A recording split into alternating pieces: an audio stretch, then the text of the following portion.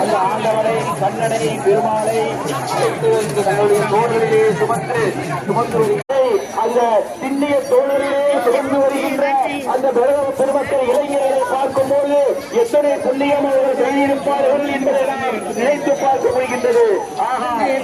ஏற்பட்ட ஒரு அருமையான காட்சி அங்கே பாருங்கள்.